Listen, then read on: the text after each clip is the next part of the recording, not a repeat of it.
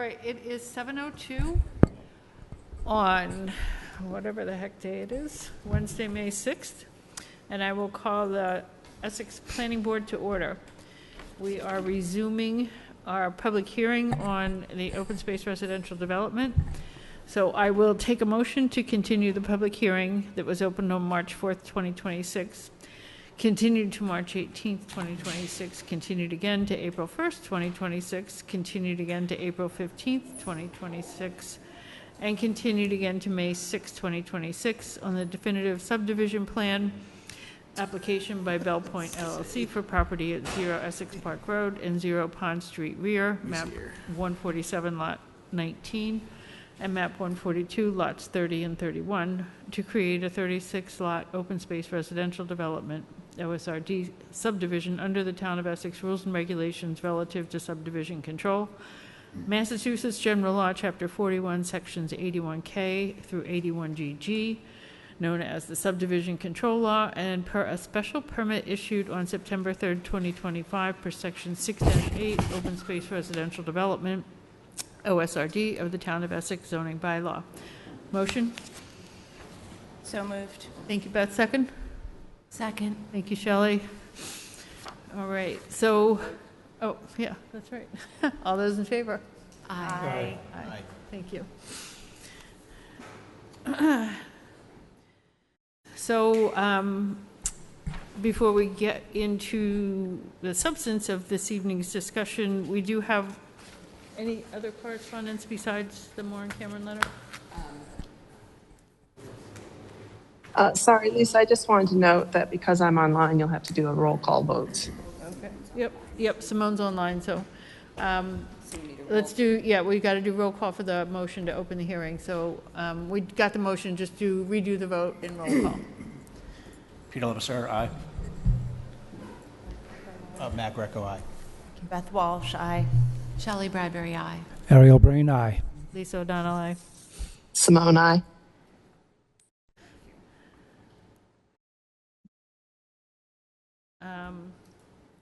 Yes, so the correspondence we have is the email thread from Josh, but that was regarding Okay. both of the Right. correspondences were about this and Aaron's. Right, okay. So the correspondence we have was included in the meeting materials and included an email from Josh Franklin, and then we had just recently an email from Erin regarding the septic stuff, which is in your packet.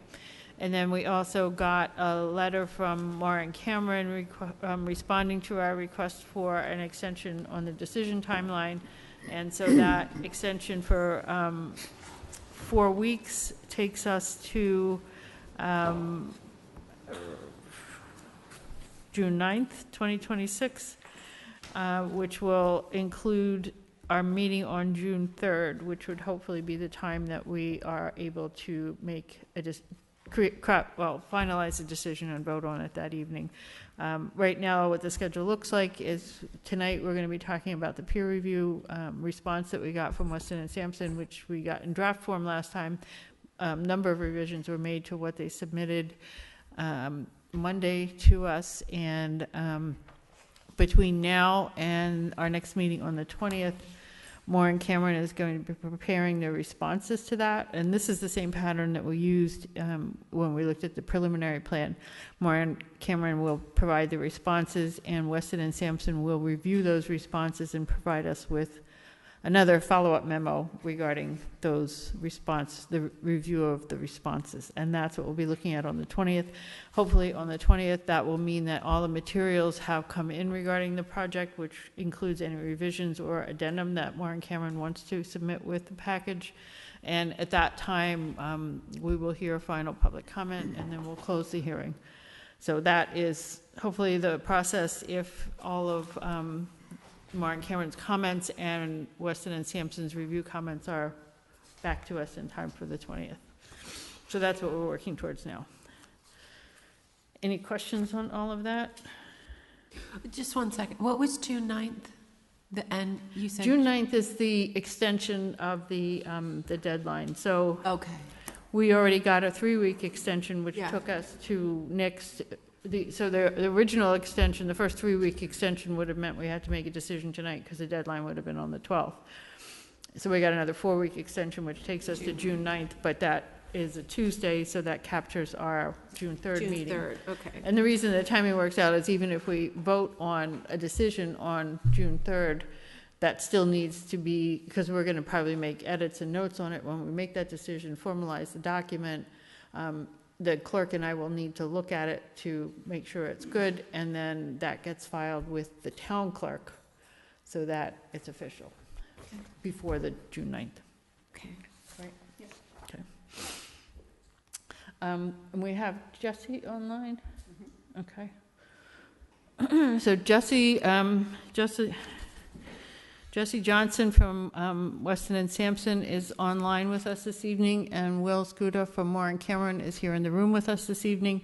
So what we're going to do is the format for this evening is I'm first going to turn the meeting over to Jesse and ask him to sort of give us a high-level review of their review, and then I think we can, after that, sort of walk through their review, which is 43 pages long, so we're not going to do every single comment, but we're going to touch on the ones where where Weston and Sampson has suggested that additional information is required. If you go through their comments, there's a lot of places where Weston and Sampson has made the comment that a particular response or a feature or something could be addressed in our decision, since there are things that wouldn't necessarily be on the definitive plans but would be part of the whole process. So things like our decision would say something to the effect that the homeowner agreements need to be in place ahead of time, because we're not going to review a final version of the homeowner documents right now. They're not prepared, and they wouldn't prepare them until they have a definitive subdivision anyway. So it's a condition of our decision and something that needs to be met before any certain milestones, and Val will help us with what those are when we work on the decision, and Val has started to draft that, but we're not going to go through that yet because there's still a lot of moving parts with the information in the peer review and the responses that are going to come from Moore and Cameron on that. So that said, Jesse, if you don't mind, I will turn it over to you if you want to sort of walk through your review and sort of general impressions and main takeaways. Sure. Again, for the record, Jesse Johnson, Weston and Sampson Engineers, site civil consultants, and providing peer review services for this project. We did take an additional look at this project again relative to the special permit and preliminary subdivision approval conditions that were issued for the project last year to try to document compliance, or if any additional information was required to confirm compliance. We also took another look at the local stormwater bylaw, design guidelines and regulations, again, to try to confirm compliance. I'll say generally overview, they did check all the boxes for what was listed in the conditions. There were a few items that we had suggested they follow up with for clarification or additional detail to confirm. Nothing substantial that we don't think they could provide, but for instance, signage plan for the open space was stated to be provided to confirm what that would look like. They didn't provide that. Emergency access gates to be provided at the entrance points for the access road, just providing detail on that. There was also some suggestions on that we made for conditions of approval relative to confirming the impervious coverage calculations to not be exceeded for the project. I know that was a big subject of discussion at our last meeting. So they detailed that as far as a requirement more with those conditions and what would need to be done.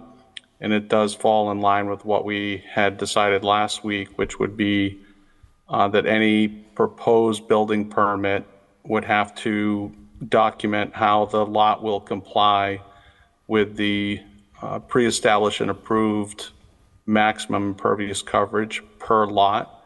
So they did provide that documentation in the application listing each lot and a coverage that they would provide, and then it would be have to for the individual home builder or the developer coming in at a later point would have to submit the plans showing pavement limits, house limits, patio if there will, and show how they comply with that. But also there's a condition that if there was a proposed future addition to the house or some type of improvement to create additional impervious area, that calculation would also have to be provided again before another permit could be issued to prove they fall under that ceiling limit for the impervious coverage.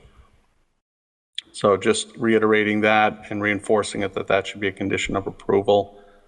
And then going through the stormwater conditions, fairly, again, they met pretty much everything that was required. Looking through it again now, I didn't see anything substantial. I think the issues that we had raised at the last meeting were going to be probably what's going to require more modifications or documentation relative to some of the construction concerns or constructability concerns I had raised in regard to the basins, the slopes, proximity to the limit of work being represented, and some of the existing conditions and assumptions being represented in the stormwater analysis. Overall, I think that'll be the main thing that would cause some rework and maybe some improvements to the design that we'll see the next go around. Other than that, I feel as though they've provided and documented everything as required, with the exception of a few things I had mentioned. But I could certainly go through anything if the applicant had a chance to review it and wanted to clarify anything, I could do that. Or if the board wanted me to clarify anything, I could certainly do that as well. All right, thank you. Thanks, Jesse. Board members, do you have any specific questions yet? Or what I was going to do is sort of, I have taken my copy and I have color-coded green for checks the box and orange for maybe we need to talk about it or need more material. So I just kind of wanted to hop through this a little and touch on some of the things just so we're aware of the additional information that will be coming. Warren Cameron will be working with Weston and Sampson to make sure that they are getting all the feedback giving all the feedback that they need for Weston and Sampson to complete it. So do you guys have anything right now, or do you want to just sort of let's go through?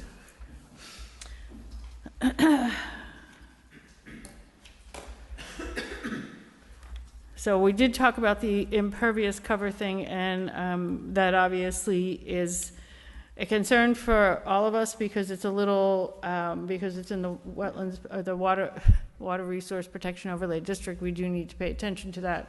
So we are going to work to make sure that there is a way to keep track of it and a way to, on each lot,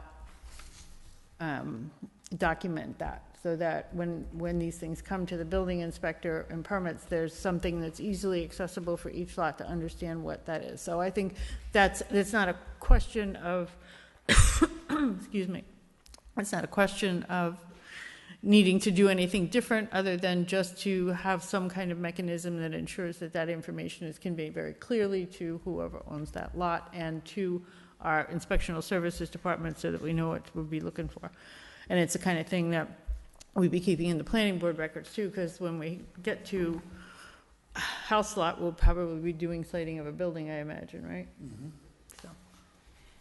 And just to understand the process on some of these things, is that something, so for this specific example, do we need to say, we want you to prepare the plans with X, Y, and Z, or a table that corresponds as the final set? Or do we say, before you can get any permits, this needs to be addressed? Like, what are the nuts and bolts of how these things get followed up on? I'm going to tell you how I would do it, and then I'm going to ask Val to fact check me in real time. Val? So when we write the decision, we are able to put conditions in that decision, and then after the decision's filed with the town clerk, there is a 20-day appeal period, And when either any appeal is resolved or when that appeal period lapses, then the applicant comes back with a final set of plans that we actually endorse the way we do A&Rs. Mylar copy will be signing all 53 sheets of this thing. And if we keep making up new rules, we're just adding more sheets. But it would probably be something, and I'll talk to Val and the applicant about this and as well, and it might be on something like the lotting plan. Even for each lot, there's a note that says impervious cover is X square feet of total or something like that. So there's ways to document that. Chances are it's something we might want to look at a little bit more, and we would have time to look at that between the decision, and we put it in as a condition of the decision, and then when we get the final plans that we endorse and they get recorded with the Registry of Deeds as creating these lots and ways, at that point we would check them to make sure that that condition of the decision has been met. Okay. In the plans. In the plans. Great. So Or wherever we want to put it. We could say we want it on the plans, or we want it on each I don't know. That's something we'll talk to Val about and work out between Val and Bill and figure out the best way to do that. My point is we have a little bit of time to determine how that needs to be done, because it's going to be done. It's just a matter of what vehicle it's done in, and that's not something that would hold up our decision. Okay, thank you. And we have 3 different avenues to do that. The one that Lisa just mentioned, which is on the lotting sheet, which gets recorded at the Registry of Deeds and stays with anyone looking at how the lot was created in the deed itself, so that property owner is notified in that manner that there's a maximum impervious surface. And then also, it's already in the special permit conditions, and we would carry it over to this. And then the last thing I would recommend is there's actually a letter that has to be initialed at closing, notifying the property owner that there is this restriction on their property. What she said. I have a quick question. Sure. So since we talked last time about the impracticality of policing this going forward, because one thing is to have the initial plan and then you think about the footprint of the house and the immediate driveway, but then over time they're going to be adding patios and, decks and hot tubs and who knows what. So it's essentially the impervious area increases, right? As people get more comfortable and they expand and they make additions, but nobody's really policing that. So question for Val would be, would it make sense to allow for some kind of buffer percentage? So, what we allow the homeowner, let's say we give them a figure that's slightly over the minimum impervious area, just to sort of assume that they're going to be doing things, or future owners are going to be doing things later. I don't know. I think that's already assumed here, and then also in the overall permit, they're giving a buffer, but it will be policed. I don't want the impression that it's not policed to be, if there's a deck that requires a permit, if it's a patio, perhaps we're going to require that they have to use pervious pavers. But every time they make an addition to their property, that's going to be policed through the building permit process. It's not going to be overlooked. So this is an ongoing, and it's in the deed, so this is an ongoing condition that's not going to go away. Is this something in the HOA that required that they should oversee it in a sense and make sure that within this development that people are, following everything? I mean, can you put it in the HOA? You can, but I don't know to the extent that you want an HOA governing someone's patio. I think people have to get building permits for majority of the structures that are on their property, and when that happens, it's already written out in the special permit conditions. They have to document the impervious surface changes to the lot every single time. So when it comes in for a building permit, sheds, and our bylaw says sheds over 200 square feet. Right. Additions, even hot tubs will fall under the building permit. What I'm concerned with is walkways, patios do not require a building permit. It's those items that need to be not policed, but watched. And more or less inform the homeowner that they are restricted to do it. So I'm thinking it might be a good idea for the association to have a review process whenever somebody wants to do something with their property. Granted, the building permit would take care of all the things required for a building permit, but when you're doing a walkway or you're going to do something else that's going to be impervious, such as a patio, a freestanding deck that might not require a permit, that it has to be reviewed by the association. And then the association is going to remind them that, no, you have to comply with this. It's just another step to help police this. Right. And I don't think policing really is the right word. I think as you get into this, 10 years down the road, somebody's going to say, hey, I'd like to have a patio here, and they're not going to be thinking of the restriction. And this will just remind them, well, wait a minute, you can have a patio, but you can only have it so big because of the restriction. It's a great suggestion. Yeah, it's just another filter, belt and suspenders. That's good. All right, so that's definitely something we'll be working on in the decision. I did want to touch briefly on. So just one second. So every comment that they're making are Maureen and Cameron going to be doing these changes? I'm sorry? Every comment that Josie has made, right, Weston and Sampson, Right. are all of these going to be done? Well, yes, I mean, the process is the same thing that we did with the preliminary plan, where Maureen Cameron took this document and everything that Weston and Sampson has said. They provide a response letter that addresses them all and says, here's about this. And there may be some where Weston and Sampson is suggesting that we put it in as a condition of the decision to happen at a later date. That means it's going to be us that puts it in the decision, and it will happen at a later date. So it's not something that Maureen Cameron is actually going to make a change about now. So, but their letter is going, correct me if I'm wrong, Will, but basically your letter goes through these items one by one and addresses the comment. If Weston and Sampson has no comment, then I think you can skip them. So we'll see. But does that make sense? Yes. Yeah, and then when Maureen Cameron provides that review response, Jesse and Weston and Sampson folks will review that, and we'll have one more round of this before we're finalized. So we do want to make sure everyone goes through this. I know we just got it Monday, and it's 43 pages long, so, but we do want to spend a little time with it so that when we get Maureen Cameron's response, we can compare this, and then, you know, we'll just have a lot of reading to do between now and next meeting. The other thing that I did want to touch on is the Wetlands Protection Overlay District in our zoning bylaw, which references a set of 1974 maps that we looked at, and that is what we've gotten here. This will be in Maureen Cameron's response. They prepared this ahead of time. But what this shows is that the wetland areas that were mapped in 1974, which is referred in our bylaw, aren't impacted by the proposed development here.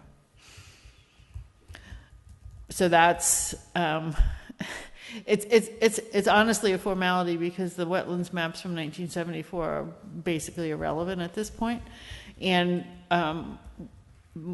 the applicant has the ORED done, I'm going to draw a blank on it now, the resource area delineation, order of resource area delineation.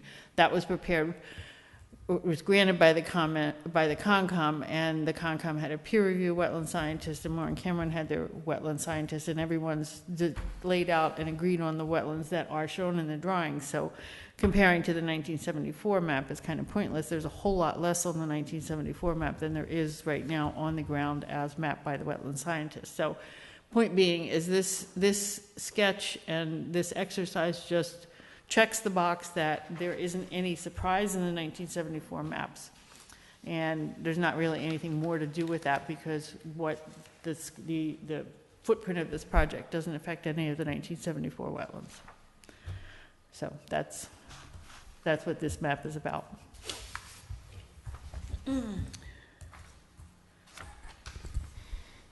So there are, let's see.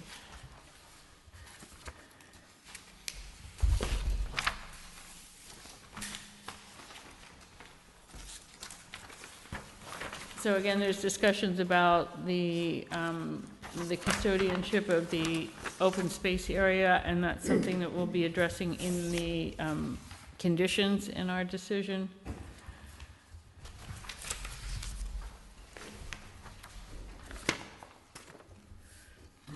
I'm sorry, I'm just going to flip through this because I did, anywhere that Weston and Sampson has reviewed it and said the standard has been met or complied with, or whatever, I'm not touching on all those, because for the most part, that was the resolution. And I'm not touching on things that are going to be conditions of our approval, because Val's going through this and pulling out all those recommended conditions of approval and putting those into the draft decision that she's working on.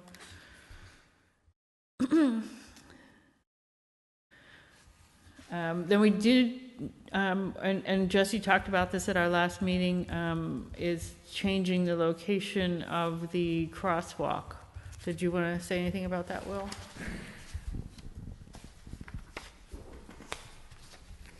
Good evening, Will Schroeder from the Morning Camera Group. Yes, we are working through that with our traffic consultant. I am also going to be meeting with Jesse tomorrow to try to hash some of these things out, make sure that what we're proposing is aligned with kind of his intent of the comments.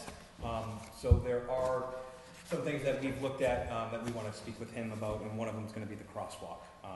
And hopefully he agrees with us that the location shown makes sense for this project site.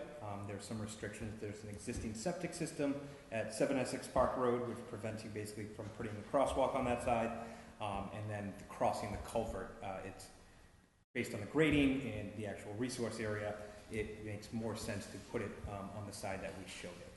So this is something that I will be working through with Jesse, and then we'll put a formal response together based on that discussion.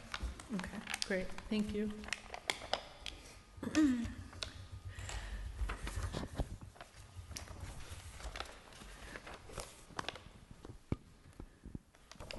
So I know they're relative to Massachusetts stormwater compliance review and relative to the town of Essex stormwater bylaw and the town of Essex rules and regulations for stormwater. There are a number of fine points that I don't understand, and this is why we have a peer reviewer, because things like the stormwater management, it's really, I mean, that's a specialty, and that's why we have Weston and Sampson, and I'm not even going to try and get into it. I think Jesse and his engineers at Weston and Sampson have a good handle on it. They've gone through, if you were to flip to page 29 of Weston and Sampson's review, then they have additional stormwater comments there, and that starts on the bottom of page 29 and takes up all of page 30. So clearly there's some concerns. These are sort of, I don't want to call them esoteric because they're important, actual on-the-ground physical concerns about how stormwater is managed, but I'm honestly not going to try and pretend to understand them. It's just making sure that everything in the design meets both Massachusetts and Essex rules and regulations around this. So I imagine, Will and Jesse, this is something that you guys will be coordinating on and will be part of your response, and then Jesse's review of your response. So I don't know if you guys have any questions about any of that. Just the comment, the engineer stated there are no illicit discharges. Where are you? On page 29, in Okay. in the comment. I was just wondering, illicit discharges, are those hazardous materials? Is that what that is meant, illicit discharges? No, hazardous That material, means- this is all stormwater management. Hazardous materials touched on later in their review. So it's, so the comment is the last comment above additional stormwater comments on page 29. I just wanted to know, what is illicit discharges? What does that mean? Which number are you looking at? On page 29, Right. all the way down at the bottom, There's the last comment. the engineer has stated. It's right above the, Okay, ahead of additional comments. yeah, Yeah, okay. so I wanted to know what that meant. Illicit discharges? Yeah, I Go can ahead. Will- jump in Will or on Ju- that. You yeah. can answer that, yeah. So that's a standard 10 requirement for the state stormwater regulations, and it's typically something that's applicable with a redevelopment of previously developed parcels where you would have to prove that there are no, let's call them older type of connections from sump pumps or washing machines, overflows, things that are not allowed today under current regulations to be tied into your stormwater, often septic systems. For instance, like you can't have your dishwasher overflow or backflow from your water softener go into your septic system. That would be an illicit discharge. On the stormwater side, it's just making sure that there's nothing illegal against the building code or plumbing code that's proposed to be connected into a storm drain system. It's usually easier to certify to for new construction. And you ask to have that certified in writing by the property owner or homeowners association before the project is constructed. Great, thank you. Yeah, illicit means not, it doesn't mean contaminated, it just means things that aren't supposed to go there, I think. So anyway, point being is the whole stormwater management, obviously there's some coordination between Jesse and Will, and I will let them handle that, and we're going to rely on Jesse in his next round to tell us whether the conversation and changes that Moore and Cameron does or does not make are sufficient to meet his concerns, so. I'm learning, but I don't know enough about stormwater to tell you much more than that. It runs downhill. It runs downhill. Lots of stuff runs downhill, Bill.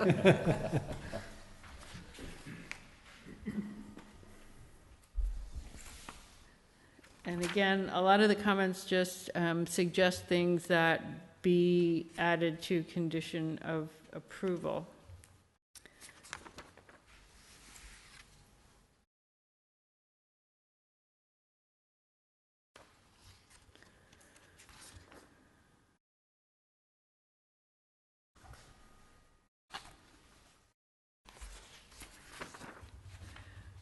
So moving on then to the traffic impact review, Weston and Sampson. This is on page 39, near the end here.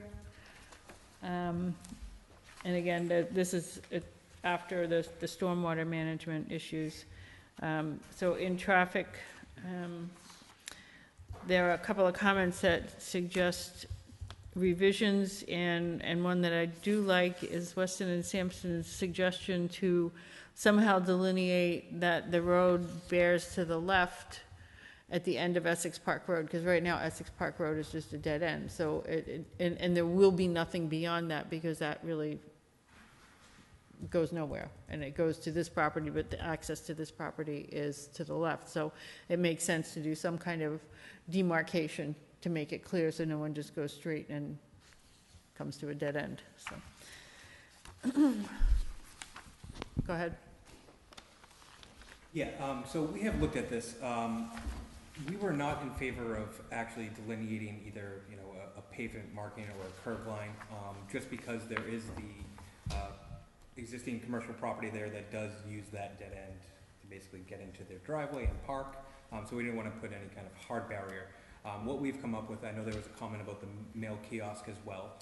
So we've been reworking kind of where the location on the site is. Okay. And most likely, we thought that it would be adequate to have the monument sign or the sign for the development placed on that corner instead, and that will help direct people into the development, was our thought.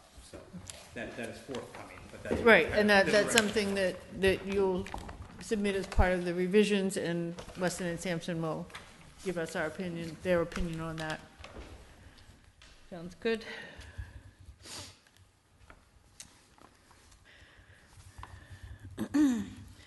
Then also, when we get to the environmental impact assessment review, they have noted that the applicant should confer with the 7 Essex Park Drive LSP or their own LSP to evaluate if the development changes the finding of the TSS, which is a temporary solution statement that was issued for that property. So that's something that I guess you'll be coordinating with Weston and Sampson's review.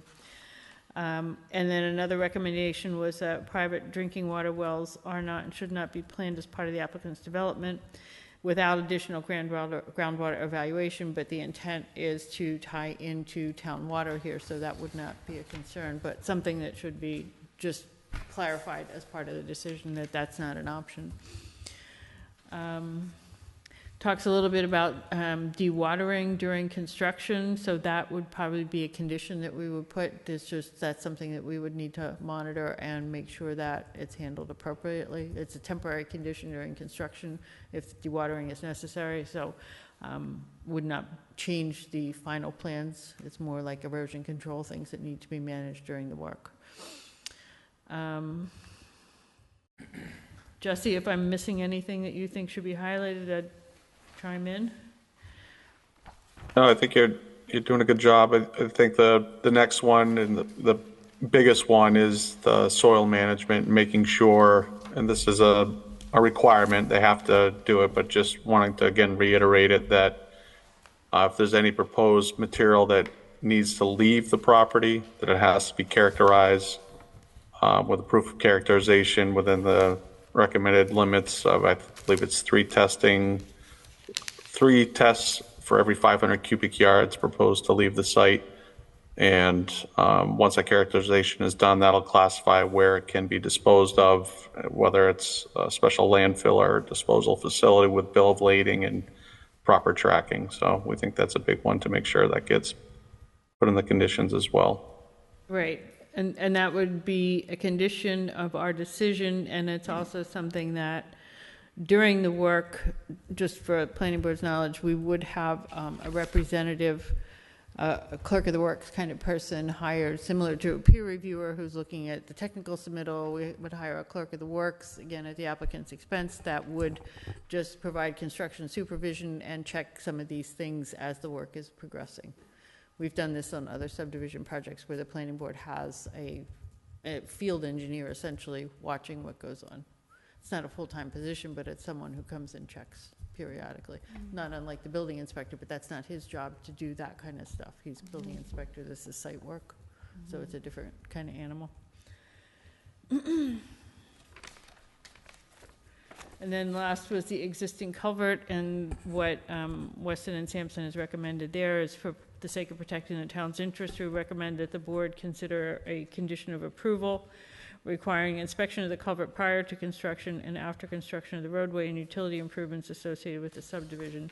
And this is fairly standard sort of procedure in construction, where you do a pre-construction and a post-construction survey, an as-built survey, where someone will come in and just document the condition of the structure and any cracks or any deterioration, so that we can compare before and after.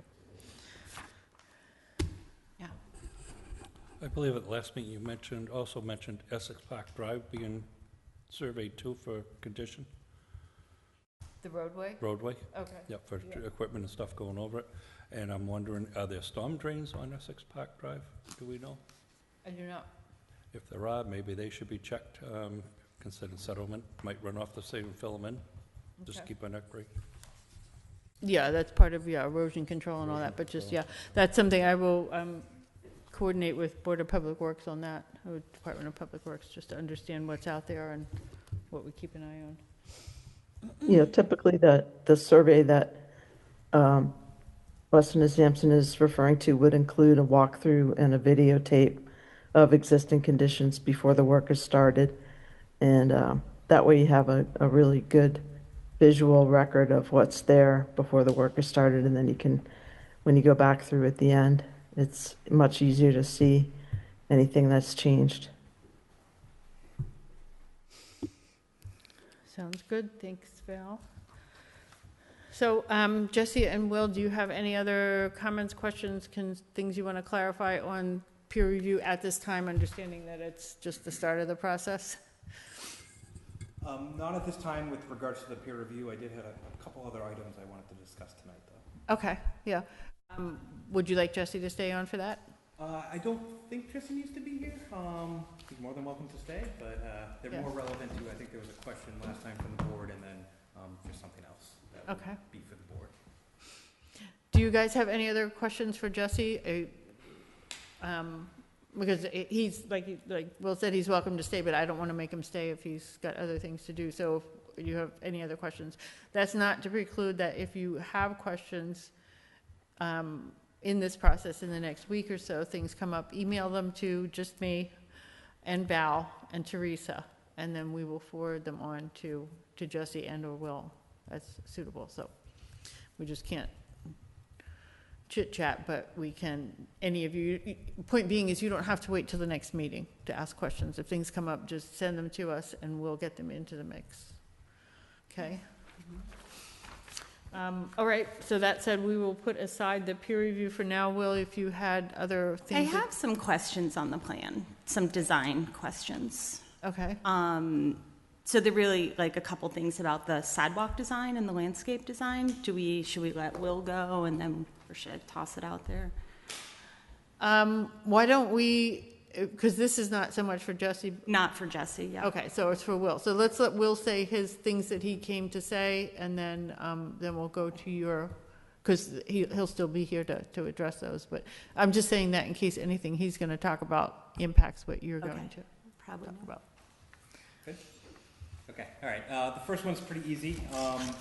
If you guys, I think there was discussion about street names. I don't know if you wanted to propose some street names. I can talk to the developer and we kind of come up with a plan for those, hopefully to get the street names finalized over the next few weeks here. That was the first thing. And then the second thing, I know there was a comment. So on the street names you're obviously aware of, can't sound like anything else when the dispatcher yells them out on the radio. Yes. Yeah, but I know that there was some discussion about that. The board may have had some suggested names. We're willing to take a look at those and then propose them, and then we can discuss them further. We haven't really talked about that. I kind of wanted to have a contest at the elementary school and see what the kids came up with, but Okay, that's, yeah, we have no problem waiting, so just wanted to get that out there. I know that was a comment in the peer review. right, so. yeah. Roadie McRoad face.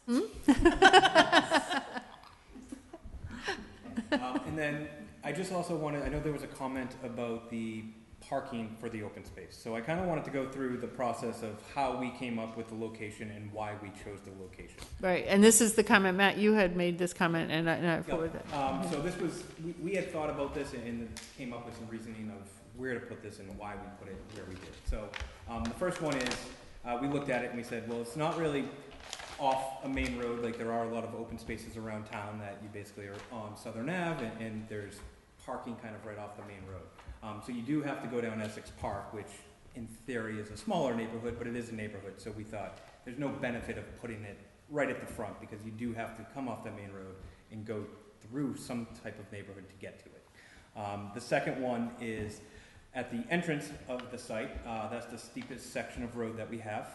We're at 8%. It's not the best area for parking vehicles. Typically anything over 5% we design for because that's when the doors of cars basically open automatically and fall. So having it on a steeper section of the road is not the best design for parking. The second one is, or third, it requires a crossing of the road because most likely we have houses when you're driving in on the left side.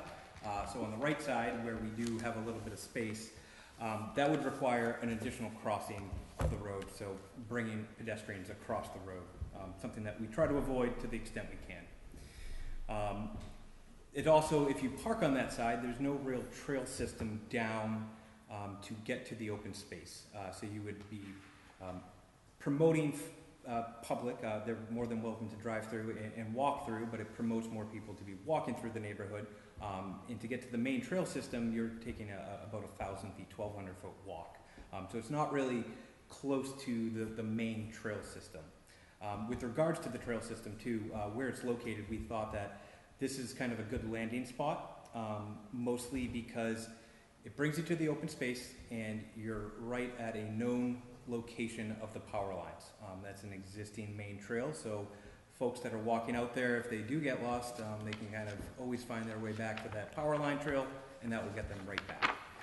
And if also walking through the neighborhood, because this is a private development, if you do walk through and say you took a right down Road B, there is an access. You would have to go down this steep trail down to the septic area, but there's also potential that you go down and you take a left and you're not going to be able to access through the private properties. So we don't want to add additional wayfinding signage through the whole development. Obviously it's public, it's open, and it's one of those things, if you know it's there and you can park there and get right on the trails, we thought that was the best location for it.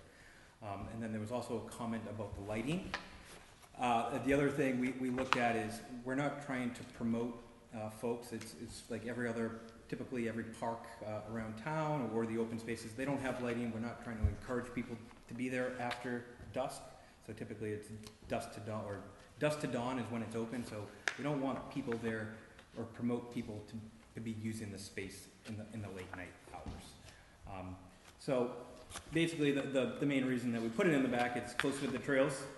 It starts kind of as a known marker, and all said and done, it is going to be less impactful for the development themselves, the private residences.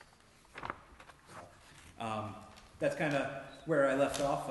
Obviously, it might be doable. There's also implications to resource areas. So part of the reason that we took the road where we put it is to limit the wetland filling.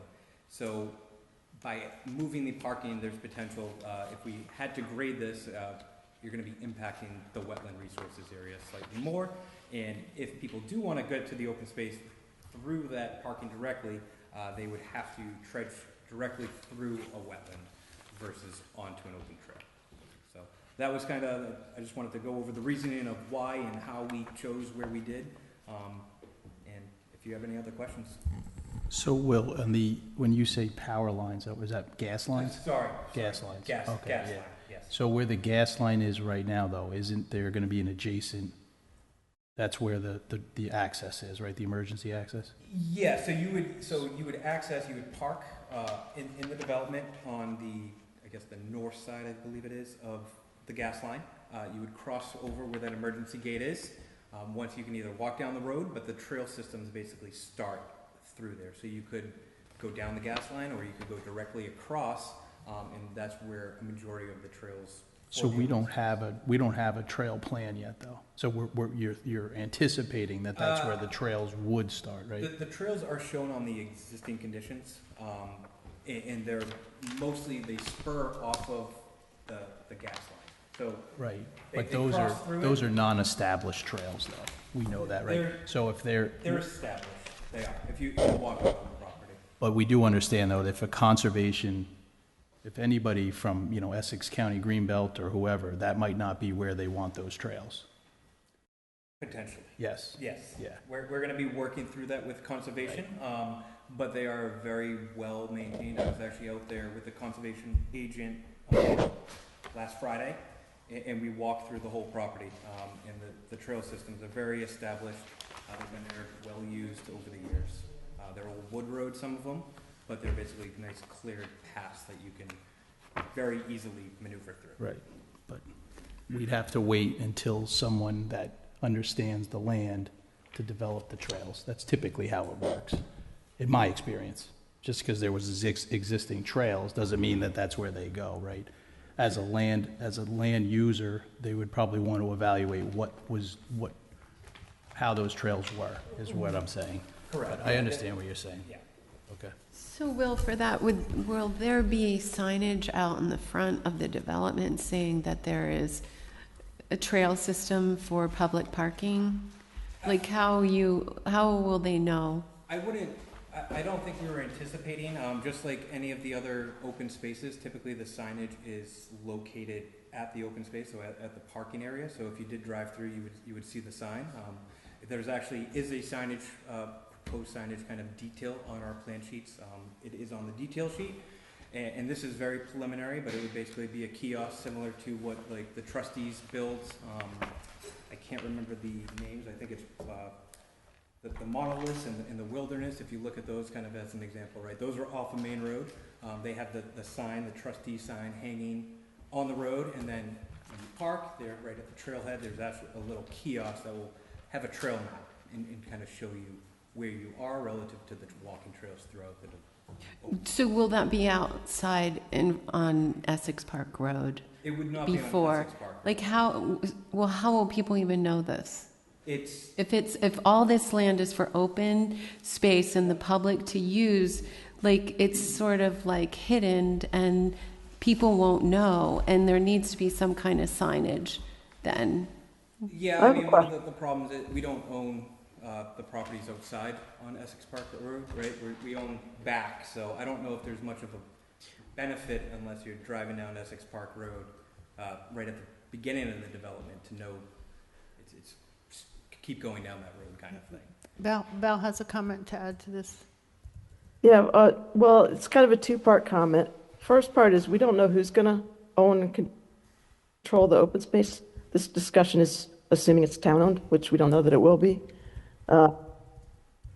And secondly, there are ways that open space, whether it's privately owned like the Greenbelt or MECT, or the town has, I think, one trail at Conemaugh Point that they just put it on the website and they put the trail up there and people map it on all trails, and it does become public knowledge without, there isn't signage throughout town saying this is your direction to get to those locations. So I think we're a little bit ahead of what we want to do for signage until we know who's going to control the property. Yeah, it's just my comment is this is the first OSRD and it's a huge amount of property for the public, and it just should be visible for people to be aware of it. That's what I'm saying, like, because somewhere they have to know, not within it. Like, it should be obvious since it's such a large space that's being saved. I think that is short-sighting this whole effort then for people to enjoy it. I agree. Yep. Yeah. And that's something that we can characterize in a condition of our decision that says that at the time we're resolving the custodianship of the open space, these are the factors that we want considered. So, I mean, these are the kind of things that we need to keep track of and memorialize in our decision, and Teresa's taking notes.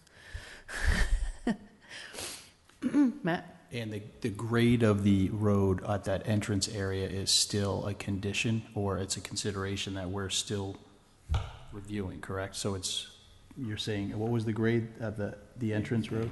Are you speaking about the waiver request? Yeah, the waiver request. No, we are compliant with the road grade of 8%. Okay.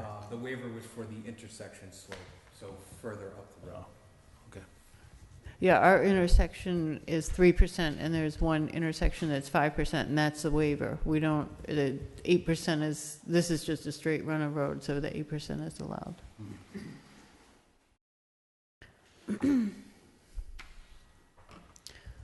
Any other discussion on that, Matt?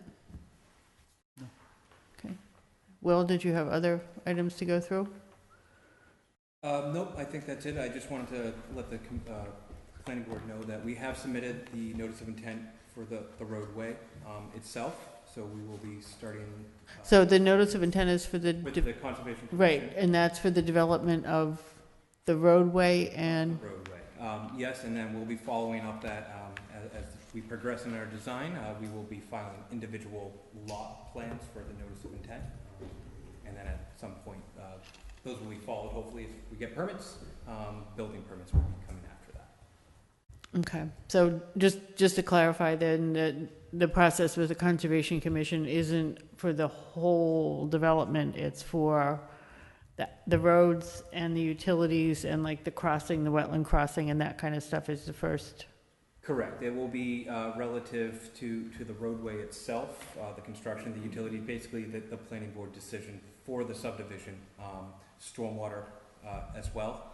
and then we will be following up. I mean, it will include grading that's associated. Obviously, we need to grade the road. We have cuts and fills, so it includes the site grading, but not the individual lot grading. Lots grading, but it does include the drainage basins. It includes all the drainage basin that's basically shown, obviously with the exception of the roof dry wells. Right, because they're on the lot. What about, is the septic area in that or not? That's a separate. That will be the grading associated with the septic as part of that notice of intent. Okay, so that's Yeah, part, so right. any utility or infrastructure associated, Okay, basically to build this road to make it so you can build a house. So we're at the first step, and that's what we're going to be discussing next week. okay. So what is the schedule with the Conservation Commission? Do you know? Next Tuesday night, we are opening, we have our first hearing, and then we'll be discussing the project with them. There will be a peer review for the conservation-related items as well, is my understanding. So it's something that will be in front of them first with the roadway, discussing and going to a peer review for, the big things with conservation is going to be the road crossings and the wetland fillings and how we approach those, and obviously any work within the buffer zone or riverfront area is jurisdictional under the Conservation Commission. Okay. And that's next Tuesday, the 12th, as that hearing opens? Correct. Okay, thank you. Any other questions for Will at this point? Well, I'm You just did, going to make my okay. comments. I don't know if Will wants to address them. It's mainly for the board. It's two things. I believe, even though I'm working on these half-size plans, that there is, which I think is standard now, and I wonder if we want to consider it, there's the strip of landscape between the road and the sidewalk. And these lots are very small. Those strips never establish planting material. There's not adequate soil volume for quality tree growth. And Essex has lots of examples of the sidewalk being directly adjacent to the street. I'm wondering if we want to consider that in this development. It's a slow speed limit with low traffic volumes. And particularly because the yards are so small, to have that basically wasted landscape space and then the sidewalk just seems not the best use to me. So just tossing. Yeah, no, that's something that's a new idea we hadn't talked about. I don't Sorry, know. I'm late on my ideas. And then while we're on it, the trees will, I'm sorry to say. What about the dogs? This tree list is the worst tree list I have ever seen. I think we should certainly, at a minimum, say no fastigiate trees. All of these trees, the maximum width is like 15 feet on oaks and things. There's those ones you see in like a traffic island that are this skinny.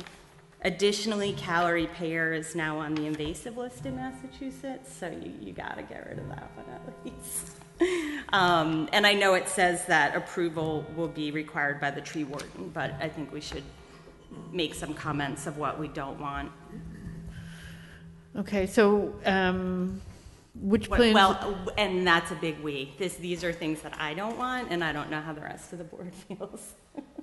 I agree. Yeah, I agree. So where would we look regarding sidewalks in this strip? So it's hard to see on some of the road plans. I found it most clearly. The tree planting plan? The tree planting is just the list of trees is on sheet 35. But that plan also shows the sidewalk. It does, actually, yes, you're right. So the sidewalk is only on one side of the road, which I think is appropriate, one side of each road. And I'm pretty certain it shows this setback in the landscape world known as the Hell Strip. The Hell Strip. That's funny. How wide is it? I don't know how wide it is. Usually they're 5 feet-ish, 3 to 5 feet. Sometimes smaller, sometimes bigger when there's room. But on these short lots, it's just, it just seems, this is just a little tiny bit of space for the front yard. Is that any kind of safety concern? But, and I don't know enough about sidewalk location. I think it is. I think that, I don't think it's a typical, there are many locations, even along fast roads, where the sidewalk is directly adjacent to the road. I don't know if there's any, I don't believe there are any restrictions in Essex. It is considered to add safety to have a buffer. Well, could we make a requirement for a 3-foot strip? I think it's at least 3 feet. I mean, I think that what I think, my issue is that nothing grows well in the strip. So you have wasted space, Yeah, it's just no matter what. gonna be dirt and gravel, probably. How wide are the sidewalks? How wide are the sidewalks? Yeah, if you look at sheet 46 in the top right, there's a typical proposed roadway cross-section. This is kind of the standard that's in the regulations. So it's a 6-foot landscape strip with a 5-foot sidewalk. Which detail are we looking at? On the top right, the typical proposed roadway cross-section. Oh, okay. Is that typical? That's the standard of the Essex subdivision regulation standards. So that's shown everywhere? Yes. And that's taking into account 40,000 square foot lots, though. You have usually a lot of space in your front yard. And so I think it's something to consider for the OSRD, where we're much tighter and the houses are much closer. But do you think 6 feet would be enough? Sidewalks 5 feet. I think if we identified small trees, you know, a max of 30 feet, tupelo or redbud, we don't need to get into species, but smaller understory trees could establish there. But they're not always what you want directly next to the road because they're low. So deliveries and things that come, you know, are not gonna have as much clearance, but Delivery trucks would brush against them. sometimes, yeah. And that's another added benefit of having the trees set in a little bit, is that you have more room. So are you talking bringing the sidewalk out to the road Yeah, and adding the trees behind the sidewalk? yes. The trees are already shown behind the sidewalk. I agree. You know, whenever you put that one little strip down there, it just becomes a maintenance nightmare. Salt kills all the grass. By the time the grass takes effect again, it's winter again, and the same cycle. I never thought it made much sense in New England. For a safety issue, maybe the given is make the sidewalk 6 feet wide. That way people don't have to walk, you know, next to the road. But I'm not that concerned with safety on that road in that area because it's not going to be a high-speed area. Just the nature, it's going to keep your speed down for the most part. Is the planting strip owned by the lot or is it owned by the HOA? So this whole roadway cross-section is part of the roadway itself, so that would be under the HOA. I'm sorry, say that again? It would be under the HOA. And, Will, did you say that this cross-section is based on The standards in the subdivision regulations. on our, because it says sidewalks will require minimum width of 5 feet, so that is already in our rules and regulations. And then, is that 6 feet set in our rules and I regs? don't remember exactly where it is, but I believe it is, and that's why we designed it this way. Right, I will say, I don't think if the board would like us to redesign this and have the sidewalk on the back of the curb, I don't see an issue with that. We would have to just request an additional waiver, I believe. right. Well, if that's the case, it would be assigned a waiver, essentially. Yeah, I'm not seeing that 6 feet off Usually the road design. right away. I do find this, I can't remember, it might be, if I remember, it might be under the landscaping section in the regulations there. right. I think we'll just have to make sure that's a typical condition, right? So we Lisa, get is there that any way we 6 can foot get this minimum pulled up, though? for the on strip. screen? If we keep the strip, it should be 6 feet minimum everywhere. No, I can I think see- to your pulled point, it if for it gets any everybody, though. smaller Like, than it's that, kind of like, forget it. I'd prefer to see the strips go away completely because I've never seen, they look nice when you first do them, 1 or 2 years, but then trucks are driving over them, people are missing the driveways, they're cut up, they're beat up by the plowing in the winter. I just don't think that grass strip really works in New England. I think you better have a little wider sidewalk for safety effect, and then put your, if you wanted some type of landscape behind the sidewalk. Yeah, it's the sidewalk, yeah, but as far as the street to the sidewalk. Hey, Lisa, just real quick, is there any way we can get this up on that, on the screen? Is what? Is there any way we can get the plan up on the screen? I could get it on this one, that size. I could also just pull the full-size plans over. No, I know, I'm just trying to get something. It's sheet 35.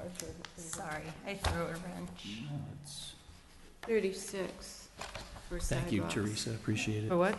36 for sidewalks. Sheet 36? I thought that's what he said, sidewalk shirt. Sheet 35 shows the trees, but it also shows the sidewalk very Okay. clearly. 46 shows the detail, the cross-section. The cross-section, right. Okay. But as far as how the sidewalks are laid out, that's on, the tree planting plan shows that very well, because there's, Yes. the curb is shows, and then the 6-foot edge, you see? I sat here and highlighted them all for you.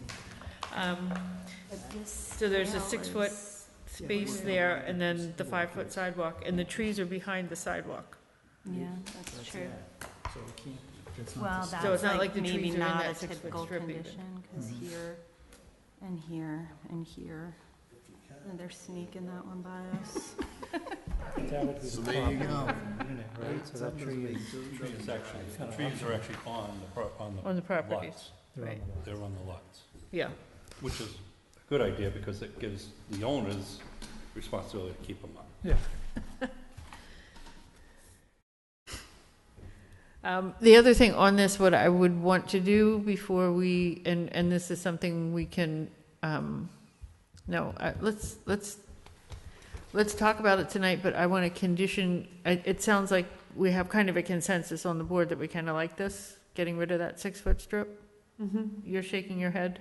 You're shaking your head? What sheet did you want, Matt? 46? No, 35. Oh, 35, sorry. 46 is the cross-section. 35. And Lisa, I'm not fully convinced though about the parking either though. So I still think parking up closer, giving the public access is still, Agreed.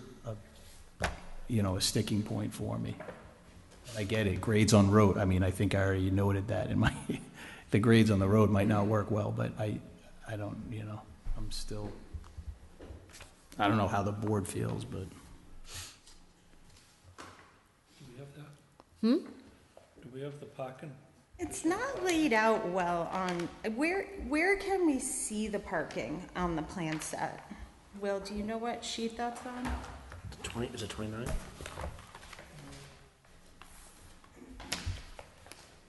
29 shows an overall site plan. Okay, right here, okay, yep.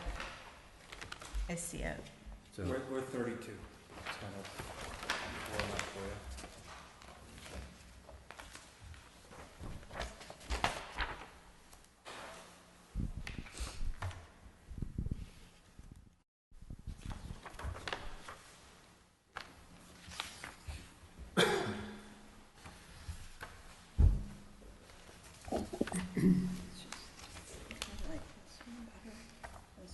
Well, would the sidewalks just sort of end at that cul-de-sac turnaround? Like, would they be connected back via a crosswalk to the, So they're on one side, and basically they go around to connect to the last house, so the last house would be able to access. So they don't cross over the cul-de-sac, but they give access to the last house to come on one side. would it make sense to have a crosswalk? So, if- let's say kids are biking that don't live there and they go to the end of that sidewalk, it might be nice to have a crosswalk that leads them back to the sidewalk on the other side. We do have landscape islands as well.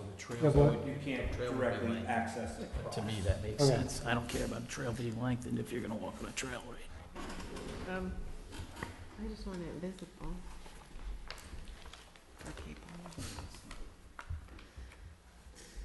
So I'm not finding the 6-foot as far as any kind of requirement, but it could be in here because it's kind of choppy anyway.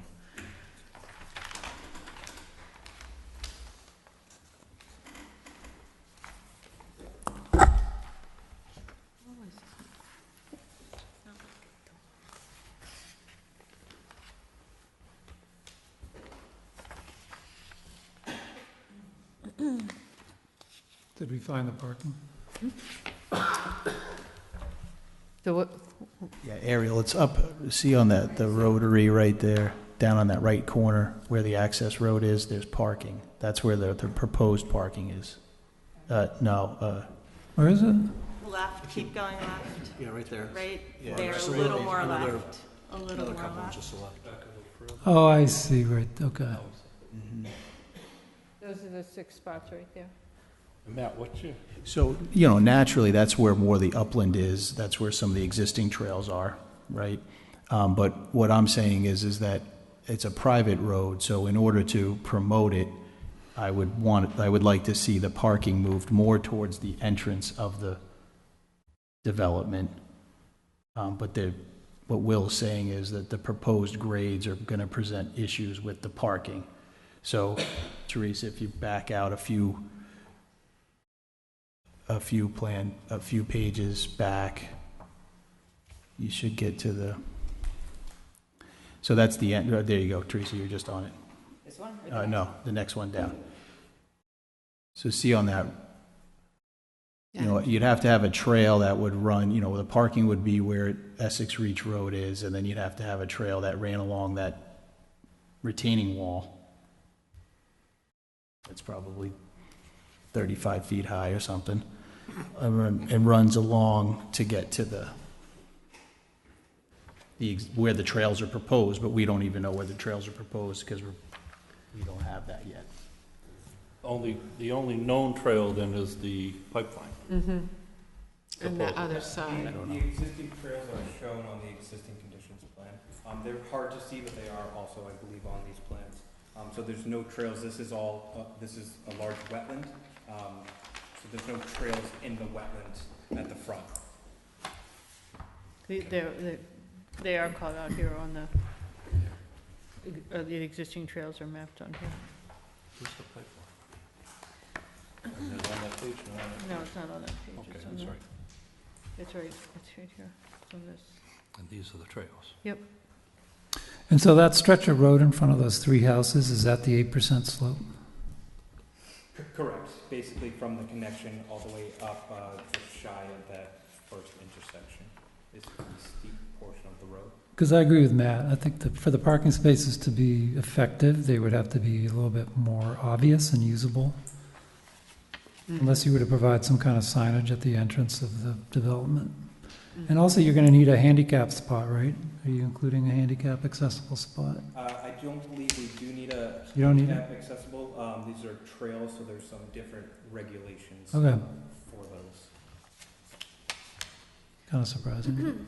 I'm going to play devil's advocate in that if I was driving into this, if I was coming to this development with the goal of accessing the trails near the gas line, but you're talking about having a trail start closer to the front. Yeah. I just, if I had to drive through the development or walk through the development to get to the parking, or to get to from parking to trails, I would rather drive all the way through the development, park, and then get right on the trail, as opposed to have to walk through the development at all. But you're not. I'm not proposing to walk through the development at all. Or But around. but I thought part of the next sheet down will show where the leaching fields were, right, or are proposed. So I thought part of the calculation for the open space was wanting to consider that, right, where those leaching fields are. So Right. although there's some wetlands, there's also that trail would be passing over what would conceivably be considered the open space. So Right, and I don't know, it's 6 one, half dozen the other, right? that's where they're thinking that would be the only field if kids were going to play, and that would, I mean, so it would make sense that you would have to cut through that for a trail. I would think you'd want some type of access, yes. Yeah, yeah. So, I just want to reiterate, if you look at the existing conditions plan, it might be a little easier to see where these existing trails are. And the reason that they are where they are today is because of that large wetland. So that would require additional wetland alteration, which may or may not be permissible from the Conservation Commission. so where you're talking, Matt, is right off of Road A, right? All these are the trails? Yeah. In the part that's not wet, Yep. across from the first three Well, lots? yeah, no, initially I was talking about, if you go back to that, sorry, Teresa, I can navigate over there if you want. If you tell me, but if you want to Okay. scroll and zoom. Yeah, I'll feel free. just navigate. Because there's a, sheet 28 shows the, It's good. So what I was proposing is that there would You be. need a mic. oh, sorry. You can zoom in.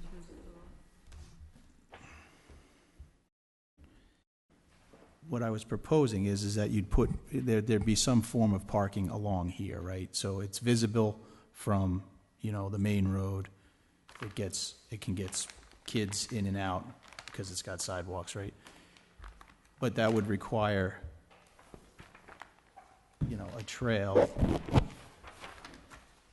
to connect from here along here and into here, but we don't have that. I don't know what the right step is right now. If we don't have anyone engaged in trails development yet, then, maybe I'm ahead of myself, but. So that's where, not off at A.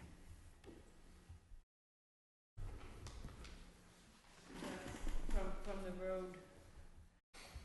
Sorry. From the road, can you go to sheet 28?